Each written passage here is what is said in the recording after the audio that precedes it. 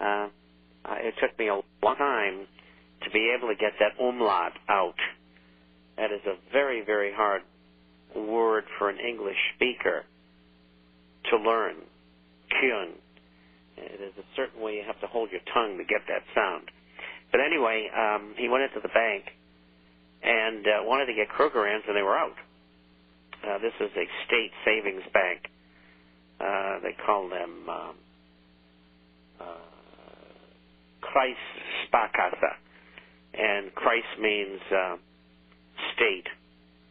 You know, just like Stadt would be state also, and Sparkasse is the savings and loan derivation in German. Anyway, they did say that they had American Eagles and Canadian Maple Leafs.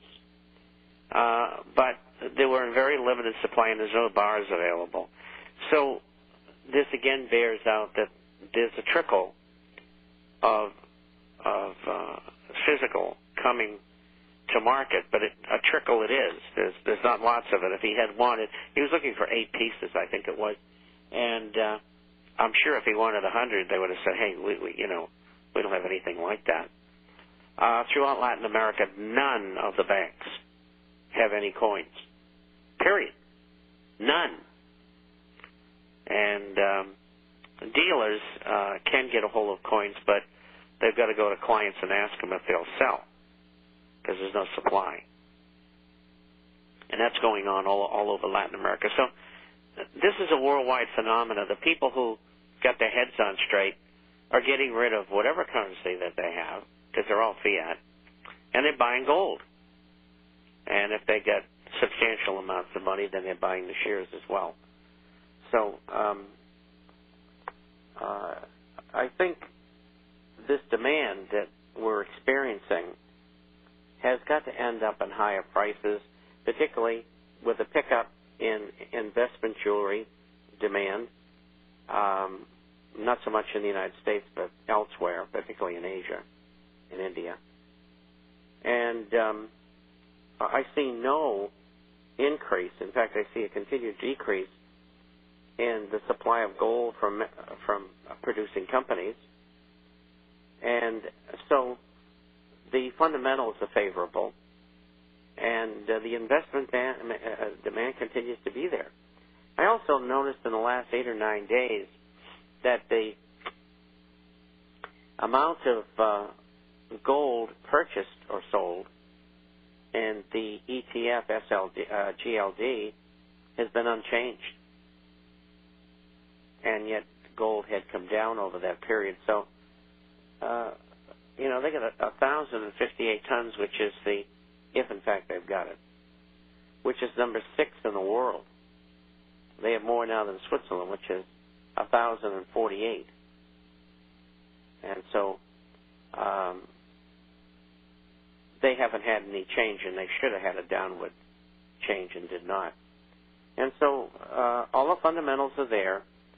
I hear these same people who chart, and I do have a piece on the gold about charting, came from England, from one of our British subscribers.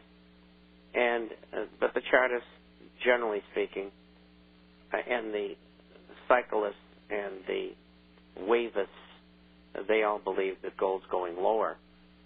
About 70% of them, and usually when you have a consensus that large, you want to be going the other way because the consensus is usually wrong.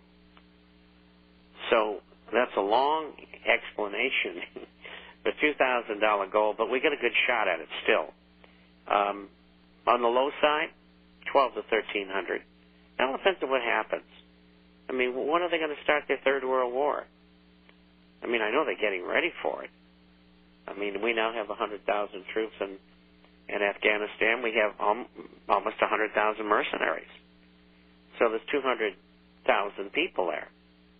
So I guess when they get up to 400,000 or 500,000, they'll probably go into Pakistan and India and Bangladesh and Iran and just murder more people, They'll anything better to do.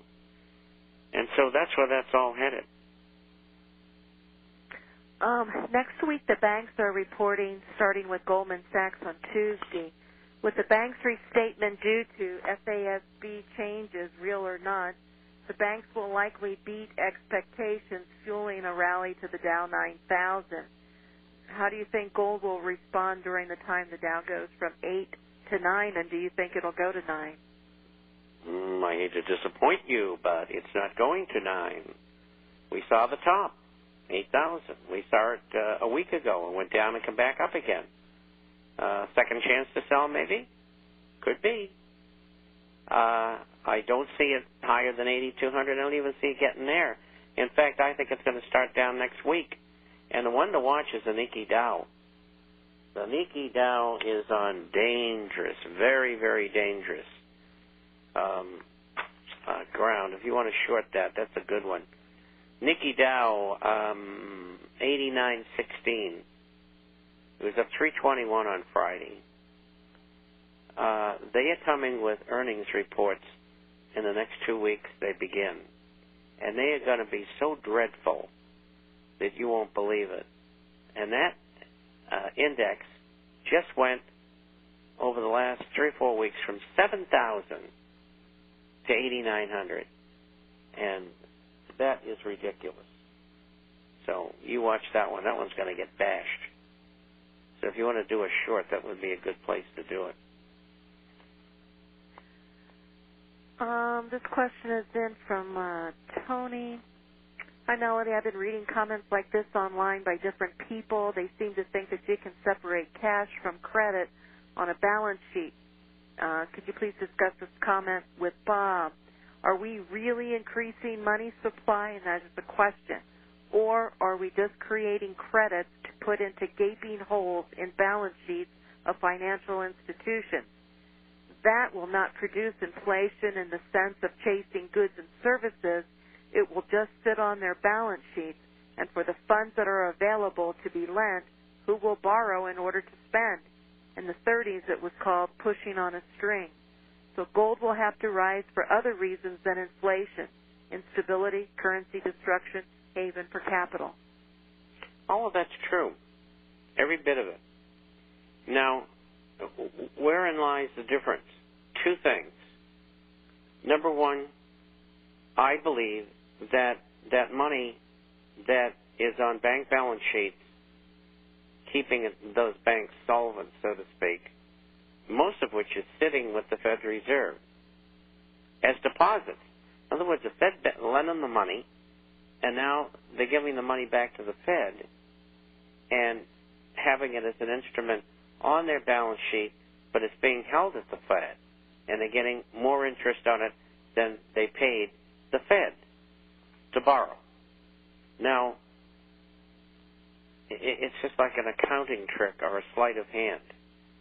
Now, there's two things that's going to influence inflation and gold.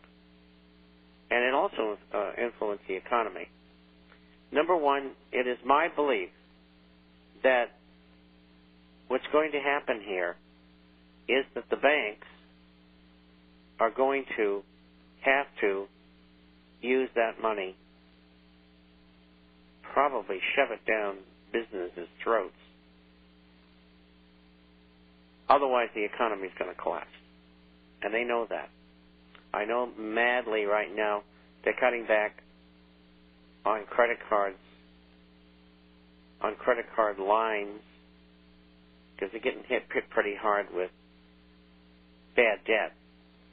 People who are not being able to pay their credit card debt.